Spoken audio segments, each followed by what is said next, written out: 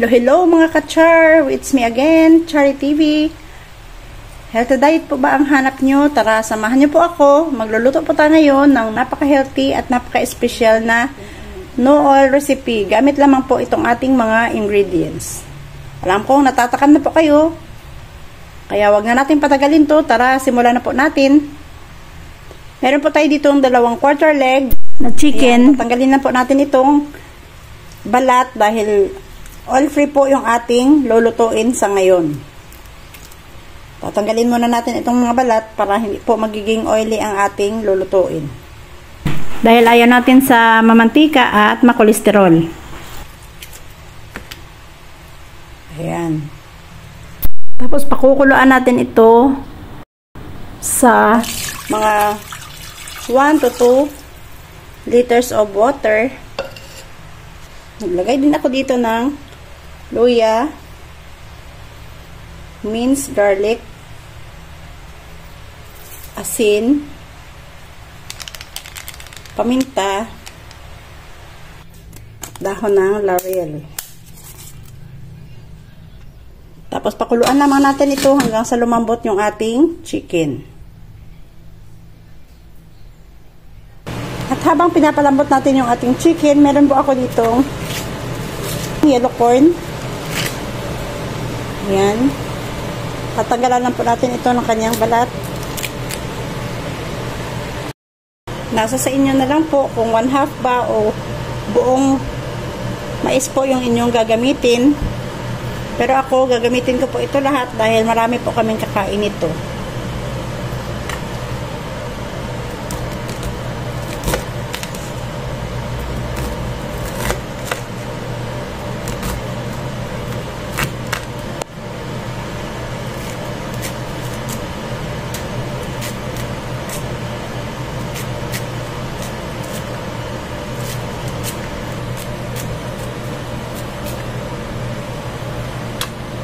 Nag-prepare din ako dito ng carrots.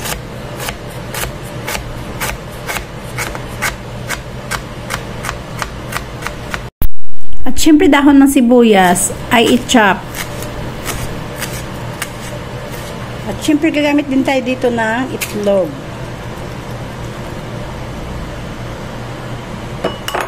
Dalawang itlog na pala ang aking ginamit dahil mas masarap pag maraming itlog.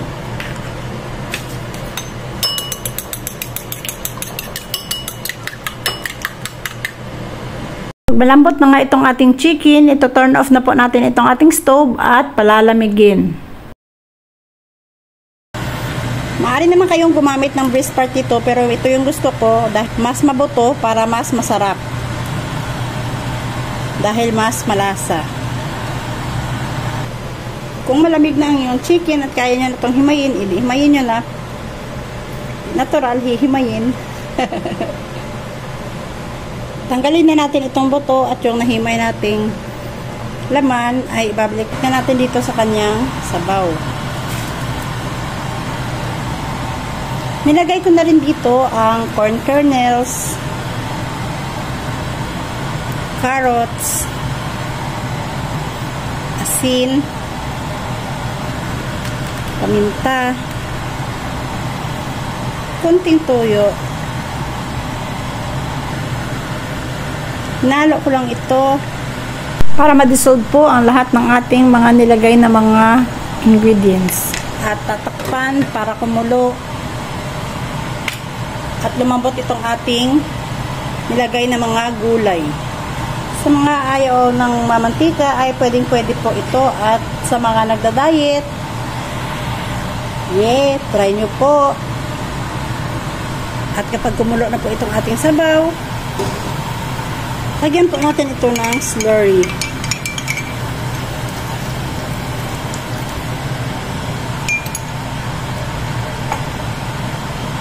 Para lumapot-lapot ang sabaw.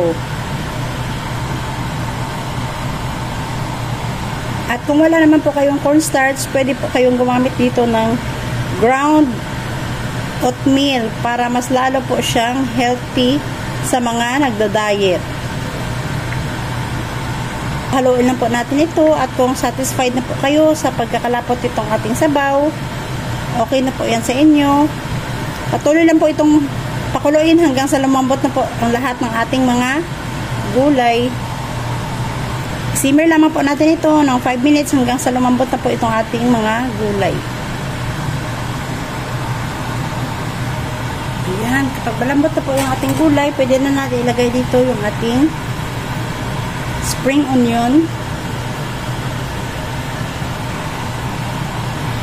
At itong ating egg. Dahan-dahan lang po natin itong ibubuhos.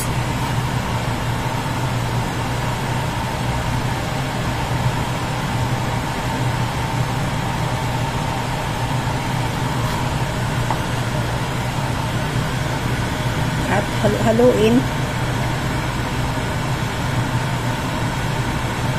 para mag-combine po ang lahat ng ating mga nilagay na mga ingredients. Comment mo nga sa baba kung taga saang lugar ka para malaman ko kung hanggang saan aabot ang video na ito. At sa mga hindi pa nakapag-subscribe, subscribe na po kayo sa aking channel at hit the notification bell para updated po kayo sa lahat ng mga bago nating upload na mga videos. O diba, ang sarap na po niya. Parang iglapsop lamang po ang kanyang itsura. Mag-add lang po tayo dito ng konting patis para sa kanyang pampalasa. Pag kung kulang pa po yung kanyang lasa, pwede po kayo ditong mag-add ng chicken cubes hanggang sa makuha po ninyo ang kanyang tamang lasa ayon po sa inyong panimpla.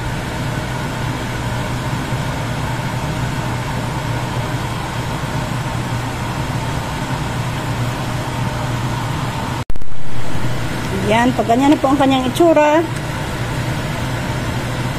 Yan, it's done. Ready to serve.